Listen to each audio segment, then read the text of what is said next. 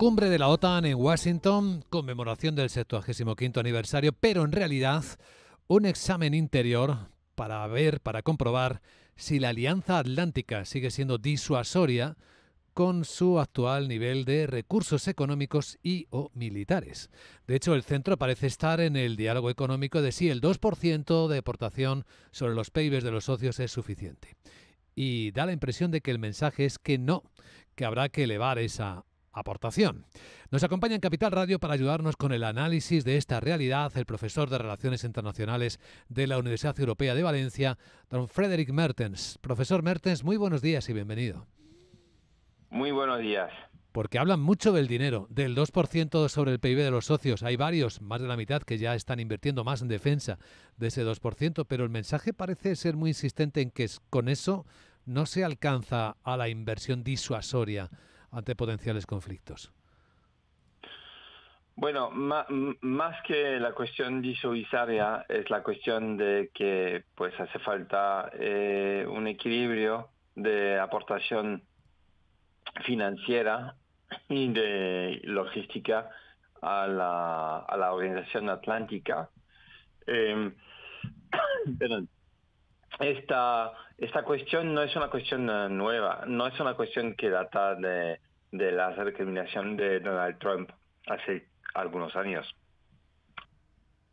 A Barack Obama, por ejemplo, quizá podemos remontar un poco más lejos, en que se pedía a los aliados atlánticos de invertir más en la defensa común, o incluso los propios programas de defensa nacionales, porque aquel momento estábamos en una globalización, digamos, feliz, en la cual se pensaba que después de la caída del muro de Berlín, que íbamos a disfrutar de los que se llaman los dividendos de la paz.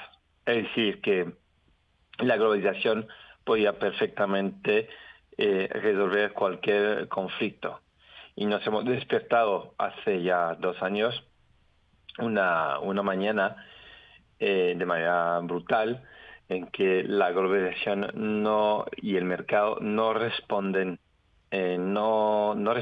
a las tensiones, a los conflictos, y que pues volvemos a la realidad dura, que consiste en defenderse y la necesidad de aumentar el presupuesto militar. Sí, esta es una realidad tozuda, como diríamos los periodistas, que se muestra crudamente en la guerra de Ucrania, donde ya vemos que las defensas antiaéreas no son suficientes para detener ataques como los ocurridos esta semana, que han vuelto a afectar a población civil, con un misil cayendo sobre un hospital infantil en Kiev. Da la impresión de que la respuesta posible en este escenario no es más que la de seguir armando en clave de autodefensa a Ucrania, ¿no? Es lo único que puede seguir haciendo la OTAN. Sí, a Ucrania, pero también a los miembros de la propia OTAN, porque la amenaza se hace real y efectiva respecto a Ucrania, pero países como Estonia, Lituania, Finlandia, Suecia y después un poco más hacia el sur, Polonia, son países que están en primera línea frente a una amenaza rusa, y por ello esos países han incrementado de manera significativa el presupuesto en defensa. En realidad todos los países de la Europa occidental han aumentado y Europa central también ha aumentado el presupuesto militar, porque la amenaza rusa se hace más presente, y segundo, hay la conciencia de que Europa o los países europeos tienen que invertir más en la defensa, porque ya no estamos seguros al 100% de no de la eficacia, pero de la voluntad política de Washington de cubrir de manera indefectible, por no decir eterna, el esfuerzo de protección de los aliados europeos, más aún cuando no se sabe, pero se pronostica la posible vuelta de Trump a, a la Casa Blanca. ¿Es factible pensar, profesor Mertens, que Ucrania va a ser parte de la OTAN en un plazo visible? ¿Qué efectos tendría eso? Bueno, Ucrania como tal lo veo difícil. De momento, la regla es que cuando un país está en guerra no puede formar parte formalmente de la OTAN. Pero el hecho de que se hace saber que Ucrania podría tener las condiciones en un plazo mediano largo de formar parte de la OTAN es un mensaje claro lanzado a Moscú y los aliados de Moscú que ese territorio, ese país forma parte, digamos, de la zona vital o de la área de influencia de la OTAN, porque la OTAN, no nos olvidemos que es verdad que es una organización militar, pero es también, y por no decir sobre todo, una organización política. Es decir, que a través de la OTAN se transmite mensajes de naturaleza geopolítica sobre pues la área de influencia de los países occidentales, porque es una organización occidental, y cuando digo occidental, pues vamos más allá de consideraciones técnicas o militares, hablamos de valores democráticos, los derechos humanos, lo que es un Estado de Derecho, el servicio de las Fuerzas Armadas para la garantía de la democracia, etcétera, etcétera. Todo esto pasa también por el mensaje de la OTAN cuando, afirma que tarde o temprano un tal país pues formará parte de la OTAN. Lo hemos visto con Suecia, por ejemplo, y con Finlandia.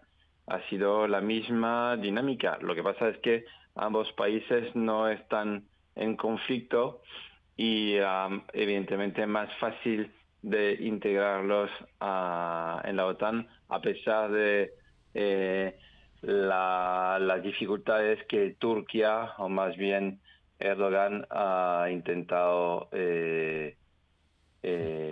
imponer a los miembros de la OTAN. En la cumbre que se está celebrando en Washington planea el fantasma de qué puede cambiar en la organización si Donald Trump gana las elecciones presidenciales en Estados Unidos. ¿Cuál es el escenario, profesor Mertens? Bueno, el escenario es que consiste en consolidar los vínculos, los compromisos de los 32 jefes de Estados o 31 porque Macron no está, con el fin de justamente atar los cabos antes de la posible llegada de ese histrión americano que podría intentar de revolcar la mesa de la OTAN. Um, pero es verdad que esta organización funciona con la voluntad política de sus miembros. No creo que Estados Unidos llegara a una actitud muy radical, porque Estados Unidos también necesita a los aliados. No solo por el tema de que pues Estados Unidos también tiene intereses vitales fuera de Estados Unidos, y que en algunas circunstancias pues le viene bien la intervención de la OTAN, sino también y sobre todo porque el principal proveedor de armas, municiones, vehículos, aviones, bueno, lo que podemos imaginar como material militar es justamente Estados Unidos. Y necesita vender porque la economía americana también radica en sus multinacionales o empresas del sector armamentístico. Claro, la clave económica. Pues agradecemos a don Frederic Mertens, profesor de Relaciones Internacionales de la Universidad Europea de Valencia, que nos haya ayudado con las claves de lectura geoeconómica de esta cumbre de la OTAN. Gracias, profesor Mertens, y buen día. Buen día.